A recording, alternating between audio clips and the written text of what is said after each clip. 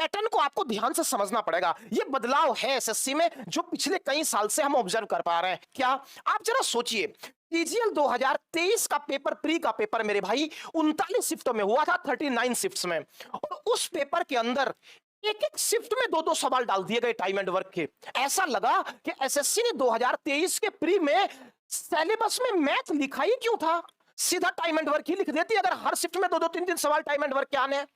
लेकिन देखिए, वही 2023 के पेपर में जो एसएससी दो दो तीन तीन सवाल डाल रही थी, 2024 के प्री और मेंस में मात्र 2 से 3 सवाल टाइम एंड वर्क के हैं, बाकी सारे सवाल किसके हैं, पाइप एंड सिस्टम के। मैंने फिर कहा, अगर कोई टीचर, कोई यूट्यूबर आपको यह कहे कि यह चैप्टर कम इंपॉर्टेंट है और यह चैप्टर ज्यादा इंपॉर्टेंट है, किसी की बात पर भरोसा मत करना, मेरी भी बात पर भरोसा मत करना। एसएससी अनप्रेडिक्टेबल दौर में है।